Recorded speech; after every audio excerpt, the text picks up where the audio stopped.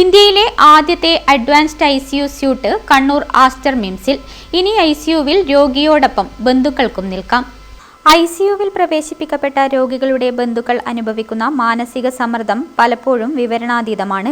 രോഗിയെ തനിച്ചാക്കി മാറി നിൽക്കേണ്ടി വരുന്നതിന്റെ വിഷമവും രോഗിയുടെ അവസ്ഥ കൃത്യമായി മനസ്സിലാക്കാൻ സാധിക്കാത്തതിന്റെ ആശങ്കയുമെല്ലാം ഇവരെ ബുദ്ധിമുട്ടിലാക്കാറുണ്ട്. മാത്രമല്ല, ഗുരുതരാവസ്ഥയിലുള്ള രോഗിക്ക് പലപ്പോഴും ബന്ധുക്കളുടെ സാന്നിധ്യം ഗുണകരമായ പുരോഗതികൾക്ക് വഴിയൊരുക്കുവാനും സാധ്യതയുണ്ട്. ഈ സാഹചര്യത്തെ ഉൾക്കൊണ്ട് ഇന്ത്യയിൽ ആദ്യമായി ഐസിയുവിൽ രോഗികളോടൊപ്പം അടുത്ത ബന്ധുക്കൾക്കും നിൽക്കുവാൻ സാധിക്കുന്ന പ്രത്യേക അഡ്വാൻസ്ഡ് ഐസിയു സ്യൂട്ടിന് കണ്ണൂർ ആസ്റ്റർ മിംസിൽ തുടക്കം കുറിക്കുന്നു. കണ്ണൂർ ആസ്റ്റർ മിംസിന്റെ ഒരു നില പൂർണ്ണമായും തന്നെ advanced ICU സ്യൂട്ടിനായി മാറ്റിവെക്കുകയാണ്.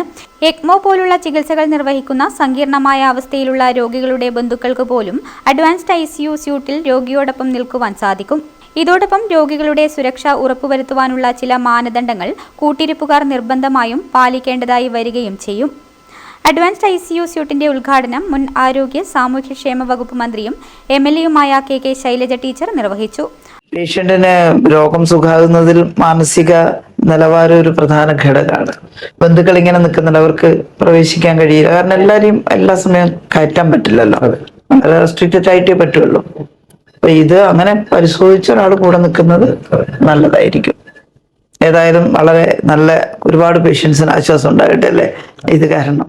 Doctor Anoop Nambiar, doctor Supriya Ranjith, doctor Amit Sreedharan, doctor Rinoy Chandran തുടങ്ങിയവർ സവിശേഷതകൾ വിശകലനം ചെയ്തു. ഈ ഒരു കൺസെപ്റ്റ് ഒരു അഡ്വാൻസ്ഡ് ഐസിയു എന്നുള്ളത് സ്യൂട്ടാണ്. ബേസിക്കലി ഇവിടെ നമുക്ക് രോഗിയും രോഗിയുടെ കൂട്ട് നിൽക്കുന്ന ആൾക്കാർക്കും ഒരുമിച്ച് നിൽക്കാൻ പറ്റും എന്നുള്ളതാണ് മെയിൻ. നമ്മൾ സാധാരണ ഐസിയു എന്ന് പറയുമ്പോഴത്തേക്ക് ഒരാളെ ഐസിയുലേക്ക് അഡ്മിറ്റ് ചെയ്യുന്നു, അവരുടെ ഫാമിലി പുറത്തേക്ക് നിൽക്കുന്നു. അതിൽ അവരുടെ ആ ഒരു ബുദ്ധിമുട്ടുള്ള ഒരു സാഹചര്യത്തിൽ ആ ഏറ്റവും ക്ലോസ് ആയിട്ടുള്ള ഫാമിലിക്ക് അവരുടെ ട്രീറ്റ്മെന്റിൽ ഭാഗമാകാൻ സാധിക്കുന്നില്ല എന്നുള്ളതാണ് നമ്മുടെ ഏറ്റവും വലിയൊരു ലിമിറ്റേഷൻ നമ്മുടെ നോർമൽ ഐസിയു. അപ്പൊ ഇതില് അവർക്ക് കൂടെ നിൽക്കാൻ പറ്റും. അത് മാത്രമല്ല നമ്മൾ അതായത് ഇൻഫെക്ഷ്യസ് ഡിസീസ് ഒന്നും അല്ലാത്ത വരുന്ന ഇൻഫെക്ഷൻ അല്ലാതെ ഇപ്പൊ ഹാർട്ട് അറ്റാക്ക് വന്നല്ലേ, സ്ട്രോക്ക് വന്നത്, അങ്ങനെയുള്ള ഈവൻ ആക്സിഡന്റ് കഴിഞ്ഞിട്ടുള്ള പോളിട്രോമ എന്ന് പറയുന്ന അങ്ങനെയുള്ള ഏത് സാഹചര്യത്തിലാണെങ്കിലും നമുക്ക് ഐസിയുവിൽ അവർക്ക് കൂടെ നിൽക്കാൻ പറ്റും. ഇവരുടെ തീരുമാനം നമ്മൾ ഈ റൗണ്ട്സ് പോലെ ഉള്ള കാര്യങ്ങളിൽ പോലും അവർക്ക് പാർട്ടിസിപ്പേറ്റ് ചെയ്യാൻ പറ്റും.